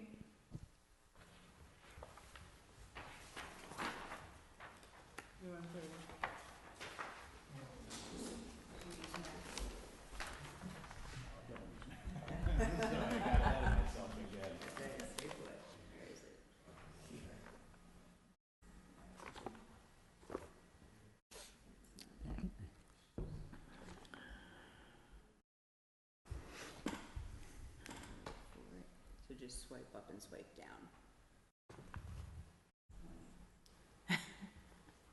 Just wait for it. Well, we're waiting for that to surface. Val, do you have any guidance on the conversations that we're having for the planning board? Because we're in new territory here. I have a question. Sorry. Simone? Yeah. Yeah, shoot. So in the realm of whoever takes over the conservation land, the conserved land, who will we have a say in what happens to those paths?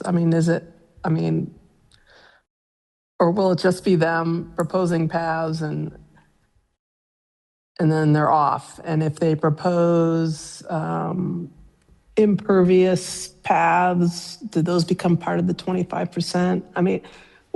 How much say do we have in what goes on in the rest of the property? And at what point do we have that say? Or is this the only time? So, That sounds like a Val question. yeah, they wouldn't be allowed to put impervious in there unless they're in like the outside of the overlay protection district. But even so, it's unlikely that someone would go to that expense. I don't know that you have any paved trails in Essex. But it does depend on the conservation restriction that gets recorded, that has to be recorded, or the HOA, if it's going to be an HOA. So if it's under a conservation restriction, the Conservation Commission has to approve it. There's standard language that the state requires in terms of how the land is kept in open space. But you can condition that you wouldn't have a paved trail. You could condition that you want the whoever is managing the trail to coordinate with any linkage with other trails, if there are any. I'm not sure that there are, but I mean, those are things you can certainly talk about. I think it's going to be really important to do that at the stage when you're looking at the conservation restriction or looking at who's going to control the property. So you can condition it that you would do that at that time.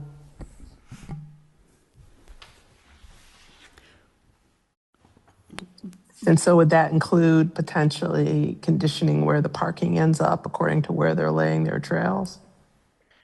Yeah, I think that the parking is going to have to be a conversation that's held in conjunction with whoever's going to control the property. So I think that usually that's depicted on a conservation restriction plan, and that's permanent. So And I, so could the developer then propose, parking could be here, parking could be here, and parking could be here, and then it gets confirmed in the conservation restriction? yeah, I think what our conversation here is conceptual in nature because we don't know who's going to control it. But typically, existing trails just stay that way because they've been used that long. They are the foot traffic that has been accommodated by the use of the land over many years.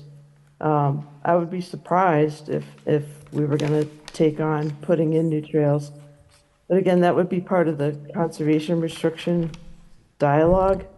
And I think we could conceptually map out where they might go now, but firm it up before they record who's going to be in control. As it says in the zoning bylaw, they can't pull a building permit for any of these individual lots until they have established who's going to control this property. So, we still have time to look at it when we get to that stage, but I think conceptual locations of trying to be near the trailhead make a lot of sense. The existing trailhead make a lot of sense to me because I've not seen new trails cut in typically unless that's discussed up front before the CR is put in place. And so in relationship to the septic fields, which are potentially the open space, play, land, you don't think it would be possible that we could add a trail just to get to that position? They don't all have to connect. I don't think all the trails have to connect, but they could have different reasons.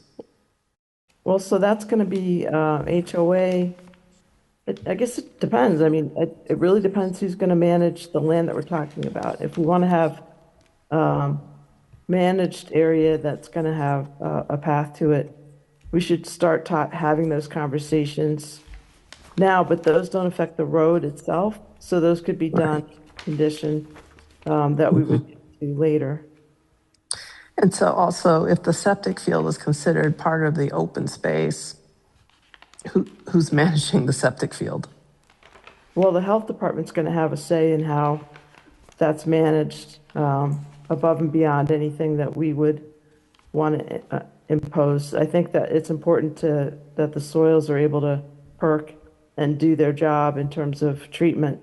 And I'm not sure that pervious pavement on top of that would make sense, but perhaps a gravel path or something, stone dust path would make sense. But I just mean, if that is considered part of the open space, is it in the HOA or is it in the CR? Definitely HOA.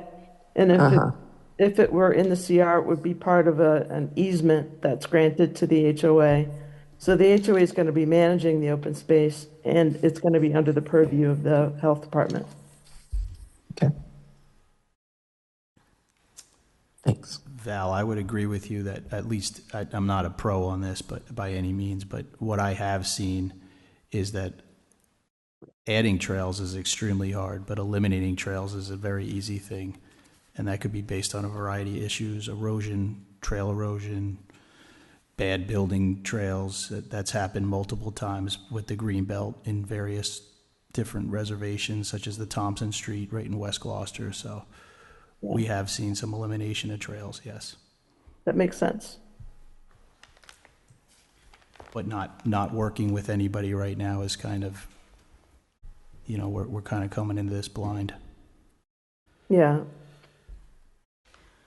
Would it be possible to I mean, I think the grading there is a real challenge. I think the wetlands there are a real challenge. I mean, we certainly don't want to add impact. But would it be possible to add just 1 or 2 parking spaces by Road A in that area?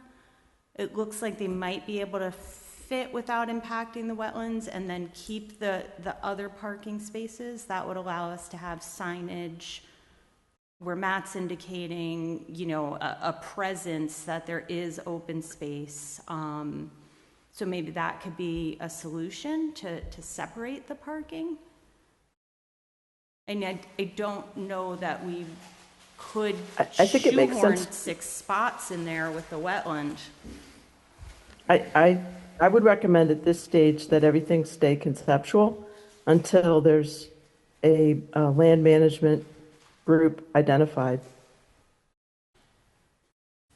I don't know if you heard me because I might have frozen, but just that we could say conceptually there might be parking put here, there might be parking there, and then before they pull a building permit and they figure out who's going to control the property, that future property control person would be the best person to have these conversations with in terms of whether or not that's a suitable space.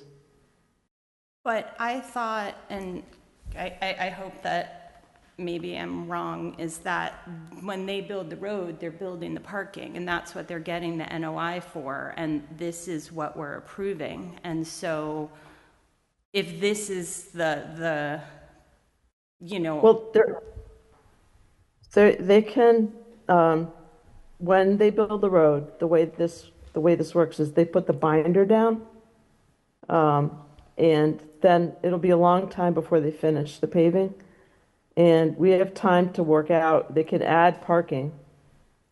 They can get permits for, as they get permits for individual house lots, they can get permits for parking areas.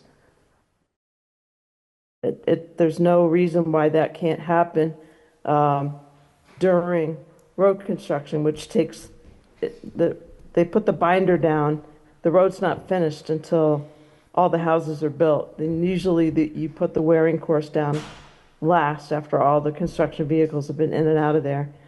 And before that's done, you can figure out, by then you would definitely have figured out who's owning the road. You would already have the CR in place, and you can kind of manage the parking and the construction of the parking so that if it's paved, it gets paved during that final stage. But Val, I would think there'd be a considerable amount of grading that would have to be done too, in order to even make the parking work. Depending on where we're proposing to put it. The curb would get all, potentially even drainage. Correct. So part of, we went through the special permit process for this design. So we designed everything. This would require design changes, stormwater implication, grading changes. And this is something that would be approved and built per the plan. So we have to come to a conclusion of where these spots are going to be on the subdivision, because that is part of the approval process for the design of the subdivision itself. Okay. So then I don't disagree that it needs to be done now. But do you have an inclination or an understanding of what you intend to do with the open space? We're still working through that process. We're going to be meeting with conservation and discussing it with them. So that's the next stop. Or it might ultimately be owned and managed by the homeowner association. Okay. Well, I think conservation would have the best input on whether parking is suitable at some of these other locations. So wait a minute. You're saying, I always thought that the open space would be managed by like someone in conservation. That's a heavy load to give on an HOA, and I didn't think that was what this was about. I thought it was separate, like it would be managed by a conservation group, not to an HOA. That's huge. Well, your bylaw allows either. Well, I don't think that, I disagree with that. That's what we've said all along, is that it would be a conservation group or the Conservation Commission or an HOA. We've always had that on the table. But, It's allowed, though. so it's right, really but nothing- we can condition that it wouldn't be an HOA. We can't. Oh, it's, the bylaw allows that choice. I think what we do then is, for the condition, is just, if we end up with the parking hidden in the development, then I think we should require plenty of signage, I think, at the entrance, and then also at the trailhead, so it looks like, because somebody driving through might see it and think, oh, that's for visitors or something of the residents. So I think we should be careful about how we describe signage to make it look like it's a true trailhead and anybody's welcome to park there. But where are you talking about parking? Where it's Well, it shown? doesn't look like we can put the parking at the entrance, right, because of the grade issues. So if we can't get it there, then I would like to have signage there that's, adequate and visible, so people know that they're welcome to go in there. And then maybe there's an arrow that says, trailhead parking ahead, 300 feet or whatever. And then at the trailhead itself, I would recommend keeping the parking spaces together, so there's like a critical mass. And then adequate signage, and so it looks inviting and, it's a reasonable sort of give back, I think, to the community. Yeah. That makes sense. No? I just said that makes sense. I'm I sorry. agree. I agree. So I'm not sure where we are with the parking, because Matt's suggesting to move it to the beginning of Road A and, right, Matt? Yeah. And that, but then that would need trails essentially through the wetlands to get to the rest of the open space? I don't think necessarily. I think what Beth proposed with having maybe 2 spots up front and then spots in the rear, if someone wanted to park in the front, walk through the development, someone wanted to park in the rear near the head, of the trail, they'd have options.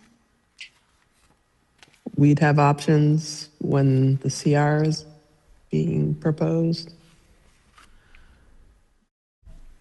So, Simone, you're talking about like having 2 parking spots, sort of parallel parking spots off the shoulder of the road near the entrance, and then leaving the 6 that are back off of Road A? Yeah, something like that. And then there could be a sign at the 2 at the front that also shows where the other parking is, if those 2 are, taken. Well, You don't really need a trail from the first 2. It's just a public parking. The trail is the sidewalk up to the trailhead,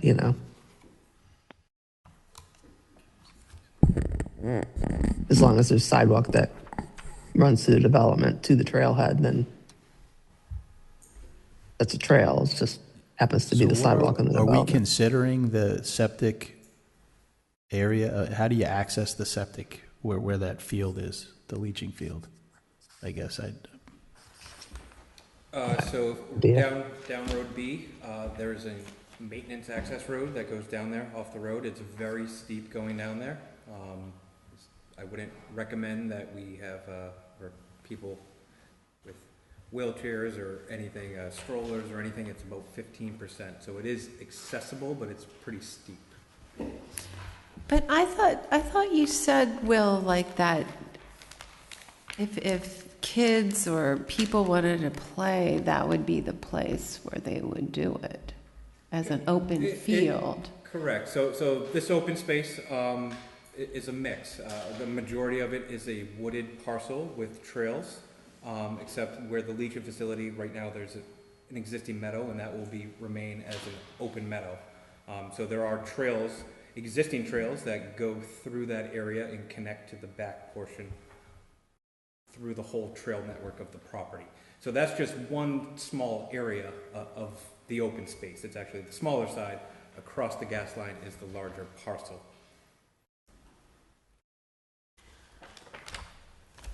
I think we're getting caught up here on something that we established a little bit going through this process, in that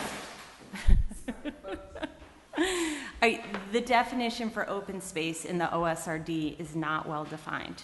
I think going forward, we need to look at the bylaw and make it clear what's open space. And my personal opinion is that it shouldn't be stormwater features and it shouldn't be septic. But that is not articulated, and we were not able to do that on this go round. So this is what we have, and I don't recall any requirements saying that all of the open space needs to be accessible by trails created through this project. So I agree. No, but Here the we point is, what we're saying is the public has to know how to get there. There needs to be signage, and it needs to be visible where they can go. I feel like this development is just sort of hidden and closed off to the public, and then there's these trails that I think it's unfair that someone has to go on a website and discover it. I think there should be actual signage for the public to know there are all these trails for you. But I think we agreed that we were going to require some signage at the beginning, and that signage can show the basic trail system on it. Will, is there a possibility you might look in the beginning of the entrance or somewhere that we could, make it visible, and maybe a couple of parking spaces? Is there something that you could sort of look at? Yeah, I did quickly look. I think there's adding parking. The road was designed again to limit the wetland fill required by adding and expanding the roadway. In essence, the parking in that would most likely create additional wetland filling impacts. Part of the Wetlands Protection Act is to limit and mitigate as much as possible, which we did with the location of the road as shown. And again, even if we did somehow get a trail through there, the fact that it does basically go through a wetland, it might be dry in the summer, but there will be months, most likely, that it's wet and inaccessible for most people. I think signage makes more sense With a than map on it. the map on it, rather than trying to put parking. Okay. I agree. With parking with signage. Signage and map. Signage and a map and pointing to the area of the parking where it is. I think the parking where it is going to give you access to more trails. And I don't think the intention of open space just means it's trees, it's wooded, it's natural. It doesn't necessarily mean you have to have trails to it. That the whole idea of the open space isn't to create trail systems, it's to have open space so you're not looking at housing, you're looking at natural beauty of the land. So I think the original spots are going to work the best, and they're going to give you the most access to trails. I do have a concern, I guess, with if the homeowners are going to manage this. I think if the homeowners are going to manage this, I think the planning board is going to need to get more involved in telling the homeowner association how they're going to manage it, because we don't know who's on the homeowners association, whether any of them have any idea how to maintain a trail.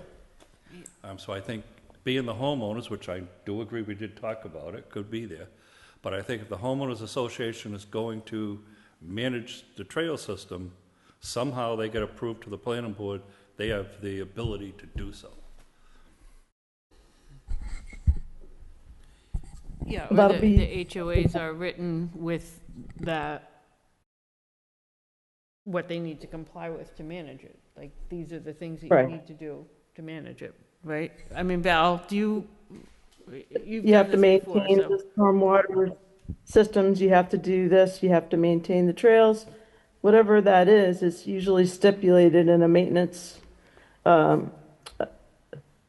portion of the HOA. These are the things you have to do. Like you have to mow the trail once a year, whatever it is that standard maintenance would be put into that document. Val, I wonder how many of the towns around us that do have OSRDs that have these developments give it to the HOA. I just don't see it as a homeowner that is there. No one is going to want to worry about this. It's always been an option. I know, but We can't take that away now. But how many? It's in the bylaw. In the South Shore, where I have worked for 20 years, there are dozens of these where the HOAs manage them. Because there's not a lot of change in the trail system over the years, they just go out and do annual maintenance on the trails, and it's part of the dues that they acquire. So I think it is feasible because it's mostly not managed land. It's mostly forest.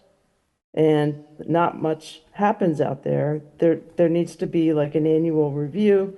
People need to walk the trails periodically to make sure that they're in working order. But I think that maintaining the trail system is something I've seen undertaken quite handily on the South Shore. I can't speak for the North Shore.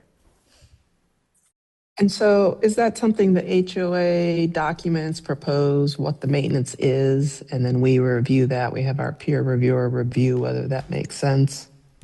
Right, we would have that usually you would review the operation and maintenance plan, and you can review the open space management plan as part of the HOA documents.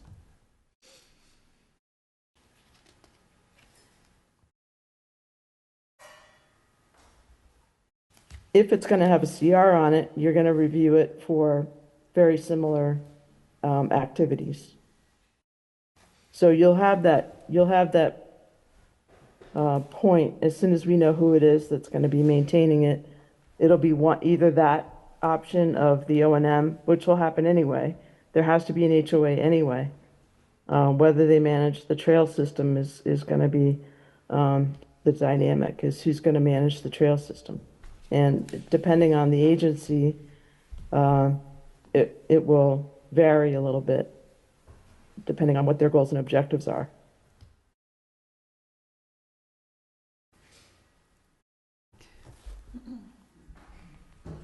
Okay, so I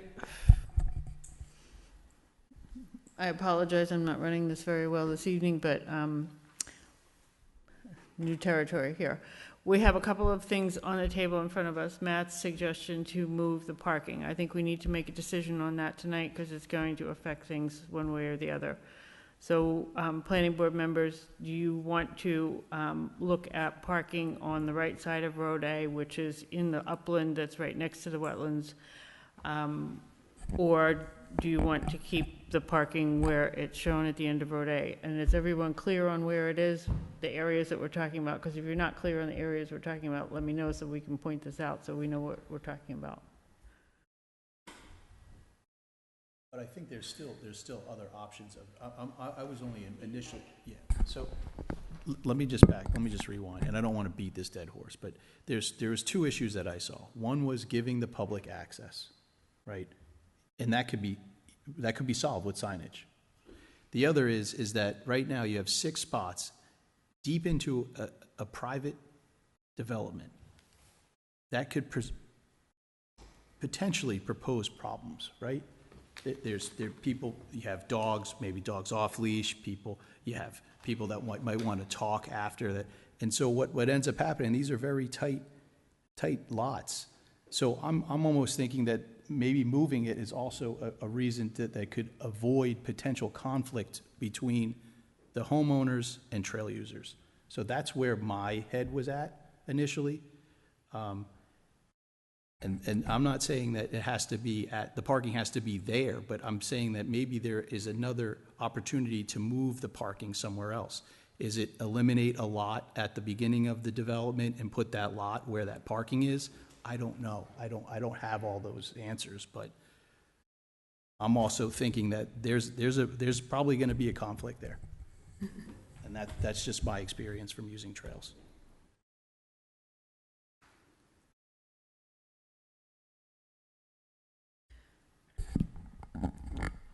Val, I'm not really sure what the procedure is to make a revision like this, and any guidance you have would be appreciated, because we haven't been through this process before. We had looked at these plans in the preliminary phase, and we're, at the point where we're theoretically a month away from having to make a decision. So I'm not sure, Val, how... Well, I would allow the developer to take a look at whether moving the parking.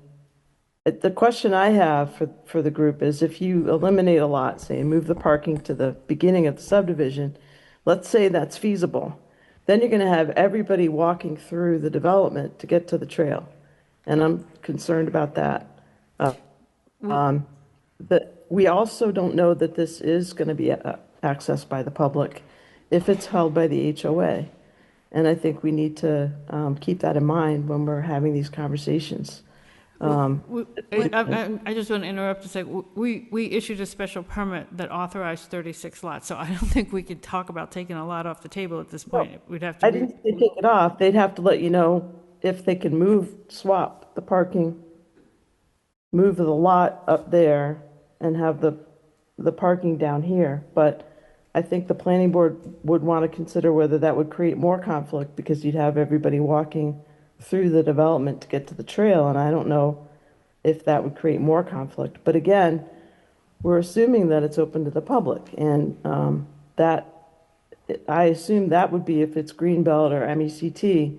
If it's controlled and held by the HOA, I'm not sure that it will be open to the public. And so we are, I think the question of whether they can swap the parking out to put all the parking at the beginning and put the buildable lot up where the parking is now is a question they could reasonably look at between now and then. I agree that having more impacts to the wetlands to create parking, again, where people are going to walk all the way through the development to get to the trails, isn't necessarily going to create less conflict, and it may not necessarily be in the best interest of the people that are coming to use the trails because of the length of the walk to get to the trails. And we don't want people interfering with I guess I'm just looking at that and saying, you have a private road. Do you want everybody walking up and down the private road to get to the trail? I think the goal would be rather to have them get to the trail. But again, if it's HOA, that it might be private and it might not be public open space. So you're saying if the HOA has the right to say to the public, you can't go through here? Your bylaw doesn't require that it be publicly accessible trails. Well, what's the point of this then? So you're Open space preserving. doesn't guarantee the public access to it. You're preserving, so if you had this whole thing as a subdivision, which is the alternative that this developer is choosing not to explore, one of the things that happens when you have large lots is there's a lot more application of fertilizer and other things that happen on lawns and all the things we've talked about, where this contributes to your drinking water supply. Having a large open space area is greatly beneficial to the entire town by having these extra 50 acres protected, whether or not the trails are accessible. So there's more to it than just the trails being accessible. It's really going to be up to the future owner of the open space, who's going to control the open space, how this is accessed and by whom. And we don't know that yet. I think it's reasonable for the developer to take a look at whether parking at the very beginning makes sense, but I also think that the planning board should weigh the walking of all these people that might use that parking up and through the development to get to the trail. I'm not sure that that's the recommended design I would look at either. But there's pros and cons to every choice we're talking about. Right. I was under the impression that the public access to the trails and the parking was essentially a give back to the town as part of this OSRD. I understand if it's an HOA-owned public area, I would always assume that the developer was going to provide this as a benefit to the town. So I think we should be clear about that up front, because if it ends up being managed by the HOA, I would be disappointed if this rug were pulled out from under our feet. Yep. And just to add on, I think the open space development, there's no requirement to provide any trails at all. That was a proposal that we have given as part of this development. So it's not a requirement to have these trail systems and the connections and the parking. This is something that we're proposing.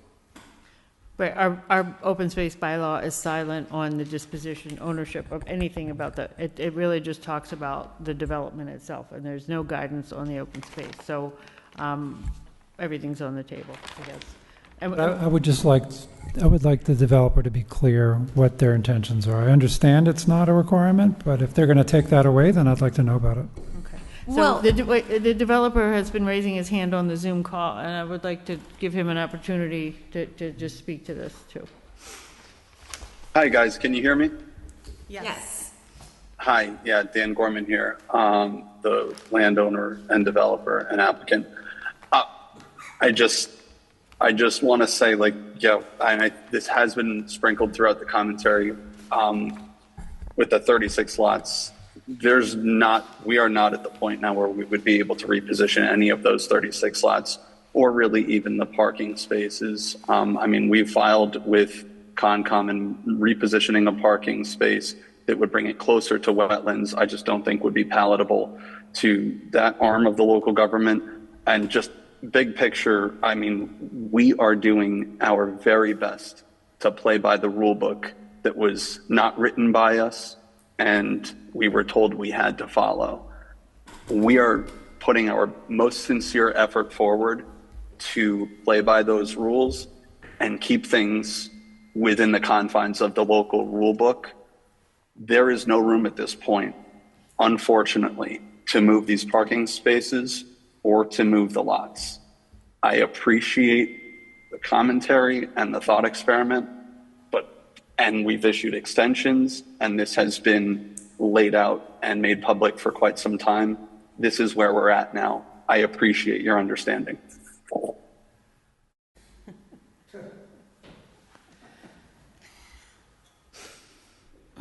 So, Will, you saying you proposed these trails. So, right, and so... We proposed the open space with the existing trails. With existing. We did not propose to build trails, to move trails. Right, that was okay. not part of our proposal. But is your intention to have this open space managed by a conservation group? It really depends. That would be fantastic if we could. We're not there yet. I would love that. That's ideal, but I can't paint us into a corner. I don't want to write any check that I can't cash here. I can't swear that that's the case. That's my preferred scenario.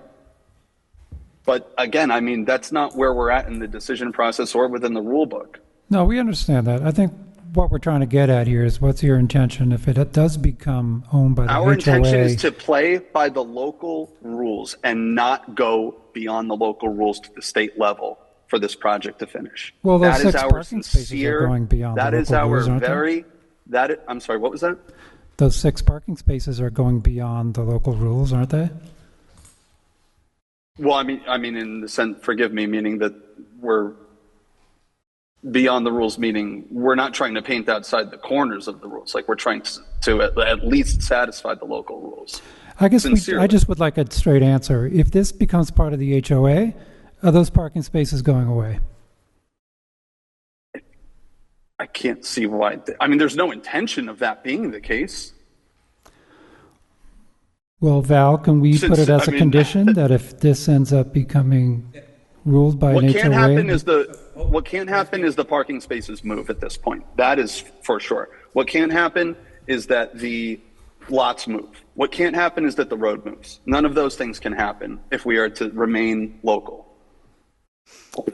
I guess, can I say something? I'm feeling a little bit now suspicious that, and I'm not accusing you guys of going in bad faith here. I just want to make sure that if this ends up becoming, I don't know what's wrong with my mic. Can you guys hear me?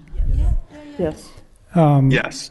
If this ends up, look, if it goes to a conservation commission of some sort, yeah, great, right? We're all happy. Then it'd be, everybody can go frolicking in the open space. And we're not talking about that. I think what we're a little bit concerned about is if it becomes administered by an HOA and all of a sudden this becomes off limits to the public, that would be my concern. Because I always saw this as a give back, right? In good faith from you guys to the town, that people could come here, they could park. I understand you're not going to maintain, there's really not a lot to maintain with the trails anyways, right? I think they would get used, and I think if there's parking and it's inviting and there's signage, I think people would use it. There's tons of these beautiful spaces around this area. I use them all the time. But I think if it's your intention to really not provide that, I just would like to know. That's all. I know you don't have to. Yes, let me answer that honestly. That is not the intention. That doesn't mean that it won't shake out that way. Why would I want an HOA being burdened with this? Of course, I mean, how does that serve me, even in my own selfish interests? May I jump in for a second, too? Yes, please. I just want to offer that each organization that is considered an entity that would manage open space, like the Greenbelt, like the MECT or others, often has to weigh whether the open space that is proposed to them meets their goals and objectives, and it takes time. And also, sometimes there's an escrow that's required. And so I don't think that anyone's negotiating anything with any kind of inkling of whether they have bad faith. That's not at all what I'm hearing from my experience, is that it takes time, and first you need to have the decision in hand to then go to these different entities and say, yes, it's our goal that we would give it to you. What is your thoughts on that? We can't say you will give it to MECT, and the developer can't commit to giving it to MECT because we're not at that stage yet. And what I'm saying is that it will vary. The intent and use of the open space will vary depending on who acquires this open space. So if let's say it's the Greenbelt, and let's say that there's some sort of endangered species here that we discover someday, and they don't want certain trails open, they'll close them. Whether they're, and they'll say, this is the part that's open to the public, and this is the part that isn't. Or they may say, we're interested in all of this, but we don't want this, and this. So we might want just the woodland and not the parts that are going to be more heavily managed by the HOA. So I think it's a little bit early to expect the developer to make a commitment one way or the other, but what the developer is telling you is that they're making every effort to reach out to those other agencies, and that's their goal, is to have them step forward and say, yes, we would love to capture these as part of our open space that we have here in Essex. Yeah, but Val, I think if I can speak about this just for a minute. My concern, I think if it goes to a well-managed, entity that really manages this, and I would be fine. Let's say there's an endangered species, they're going to stop a trail for a while. That's great, because that's being managed, right, for some greater good.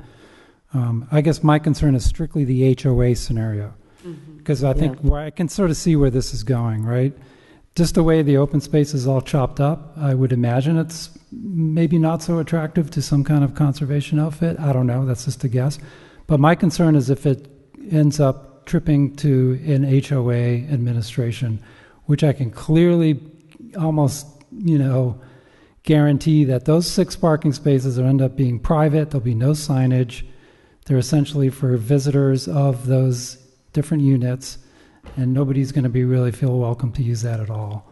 So my impression, if I can just finish, my impression up to this point, because I knew it wasn't a requirement. It's just my impression was that this was a give back from the developer to the town and the community, which I thought was great. But it seems like that's not the case. Again, I think that we're a little bit early to presume that it's going to go to an HOA. Also, if it does go to an HOA, another conversation that can be had is whether there would be public trail easements that somebody would maintain rather than having to maintain the open space. So I think that we're ahead of the game in making a final judgment on where we are with the open space. And I'm concerned that having this conversation about the parking has suddenly turned into a conversation about the zoning bylaw. The zoning bylaw itself, if you don't want it to be handled by an HOA, would need to be something that you add to your list of things that you don't want to consider in the future when an OSRD is proposed.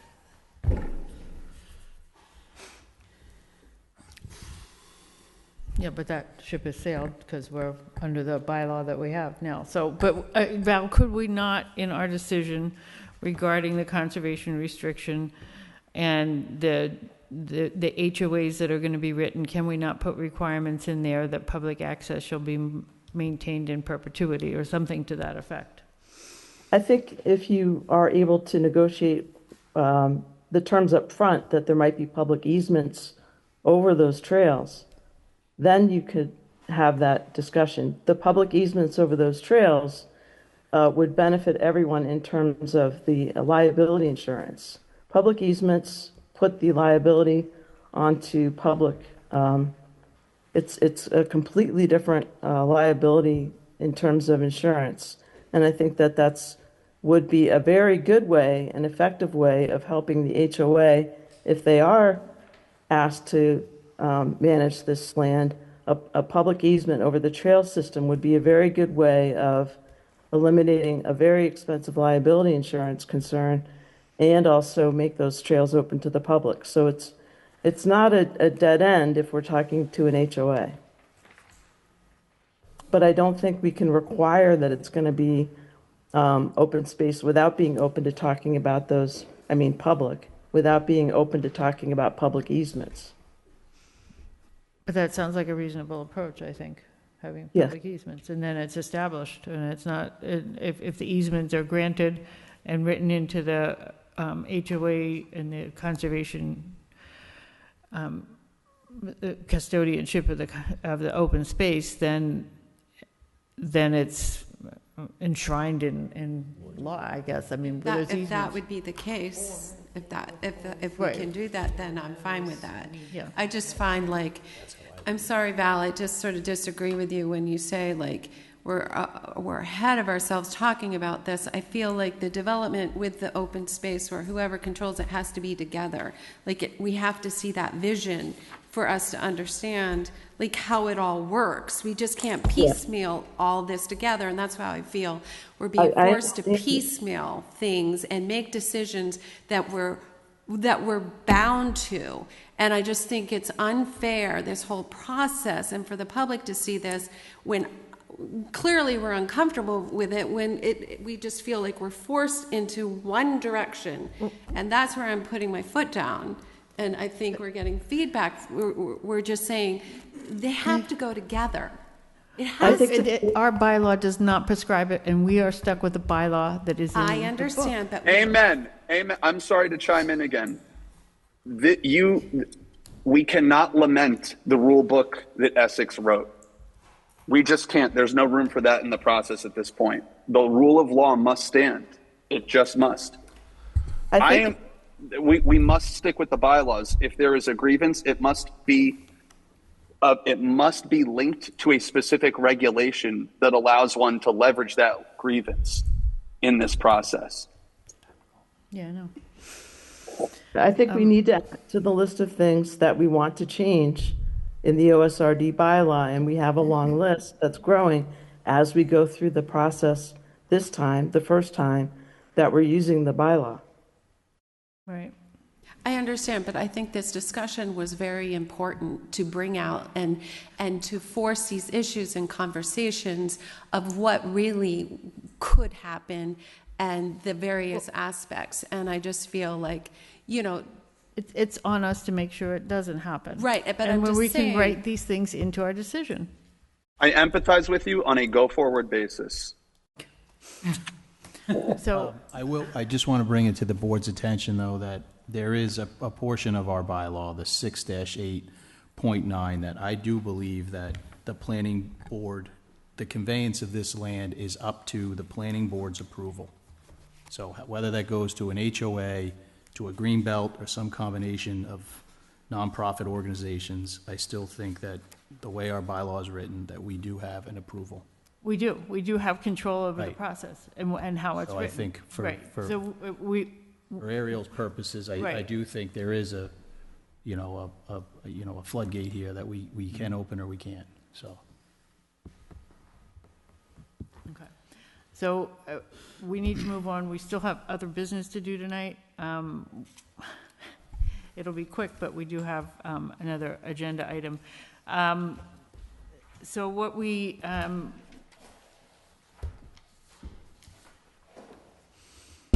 I will, we just need to continue the hearing right now, and I will talk to Val separately and figure out the next steps regarding some of the questions that remain and communicate that to the planning board. So, let's see.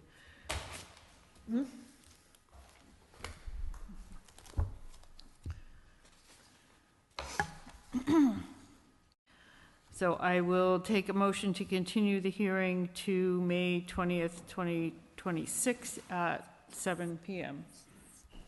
So moved. Excuse me, will there be a couple of minutes for public comments? We do not have time for public comment this evening. We do not have time, and we don't have to take it. We'll be taking public comment before the hearing is closed. The hearing's being continued, and so don't have time this evening. It's a public hearing. I mean, I take exception to it's that. still I open. appreciate everything you guys have said, because now we're seeing No, they're trying to put a square. We are not Peg taking in the- public comment this evening. I do not need to hear public comment this evening. I will hear it before the end of the public hearing. Thank you for your time. This is a mess, and I wouldn't listen to a thing Val says. Thank you, Shelley, for questioning these things. Motion to continue the public hearing until May 20th. So moved. Thank you, Beth. Second. Second. Thank you, Matt. Roll call vote. Peter Levasseur, aye. Matt Greco, aye. Beth Walsh, aye. Shelley Bradbury, aye. Ariel Brain, aye. Lisa O'Donnell, aye. Simone Early, aye. Thank you.